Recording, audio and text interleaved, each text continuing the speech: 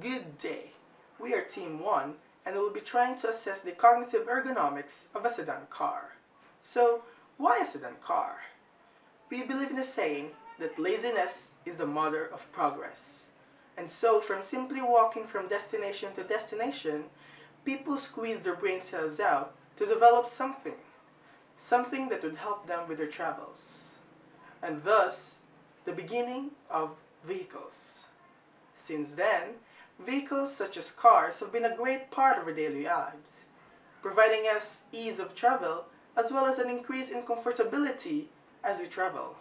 However, such advantages comes with a price, and this price is putting ourselves at risk from accidents. So, we Team 1 will try to evaluate an existing cognitive ergonomics of a sedan car and will try to give improvements as to increase the focus and attention of the driver to lessen the risk from accidents. A model we chose is the Suzuki Dzire model. Cognitive ergonomics assessment's specific goal is to improve work conditions and human performance and also to avoid human errors and unnecessary load and stress. And based on the result of our chosen machine, we found out that overall navigation was found to be the most demanding task, and second one is text messaging was associated with a significantly higher level of overall demand than tuning the radio and calling or dialing. And the implications of this is that motorists should program their navigation system before starting their drive. And second, avoid texting while driving even when the technology for this purpose is available. And also, automakers and other industry leaders should block the ability to program navigation and send text messages while driving. So next slide please. So other result is that all tasks were associated with higher levels of cognitive manual demand. And the implications of this is that motorists should remember that keeping their hands on the wheel and their eyes on the road and mind on the drive is not necessarily the same as focused driving. And last but not the least, the radio tuning and navigation tasks led to higher levels of visual eyes off-road demand than the calling or dialing and text messages task. Second one is the text messaging and navigation task led to significantly longer task completion times than tuning the radio and calling or dialing tasks. So, the automakers and other industry leaders should use enhanced system designs to reduce the visual demand and time required to complete the features accessible to motorists while driving. There are six advantages for the Suzuki Dzire. First is its looks and features. The vehicle has a multi-reflector headlamp that allows those behind you to see you in day or night conditions. Second is the easy maneuverability. This car is very agile and it remains stable during cornering and quick turns of wheels to avoid any kind of obstacle. Third is the size. This is the biggest advantages of the Desire's ability, where this car has the ability to fit into the tightest parking space. Fourth is the space. The car provides an impressive head and leg room from both back and front seats. Also has a well padded seats and strong air conditioning system. It also has the enough space for the couple pieces of luggage for your weekend getaway. Fifth is the engine. It has a well-balanced powertrain which offers a good mix of performance, refinements, and fuel efficiency. Lastly is the price.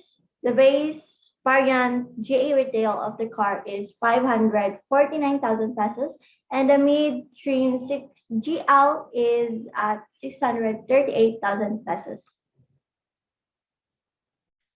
For this part of the presentation, Erika, Albuera, and I, Darla, Casero, will cover the improvement and desired design of a Sedan car, especially a Suzuki Dzire, with its features in line with cognitive ergonomics. So we focus on five areas of a car for improvement phases. and it is mostly on the driver's end. These car parts are steering wheel, driver's side mirrors, car speedometer, car door, and car brakes. The first design is a manipulation of buttons. Manipulation of buttons on the steering wheel will cause drivers to have less focus in maneuvering it. The attention of the driver must only be on the road. Having to check on buttons at the steering wheel might loosen attention to the road. Therefore, minimizing buttons could give driver more mental focus while driving. Second is the vibrating sensor on the steering wheel. It alerts the driver when he or she gets too close to a car. It will give an information to the driver that a collision might happen. The third one is the reverse brake assist. A car brakes on its own while backing up to prevent accident. It also aids drivers since backing up is one of the hardest practice in maneuvering it. It reduces impact, damage, or avoids collision. The fourth one is the lane department warning. It informs you if the car has already shifted to other lane or if you are out of your lane.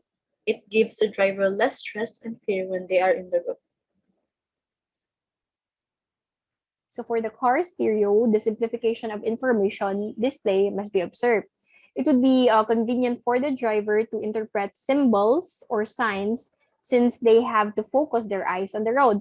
So written information will spend them more time in reading. Next is car door. So the change of color, which is one of the principles of cognitive design, with the use of stereotypes, they must replace the lighter color, which is the orange, to red, which would strongly indicate that they must lock the door. And lastly, the car side mirrors. Since there have been a couple of accidents along the road associated with cyclists, motorists, and cars, this situation could actually be prevented with the use of the side mirrors that would alert the driver that there are incoming cyclists or car passers. So that concludes our video presentation for the Team 1, together with Darla Casero, Charlie May Lazaga, Bernadette Villena, Chenny Sanoria, and yours truly. Thank you and have a good day.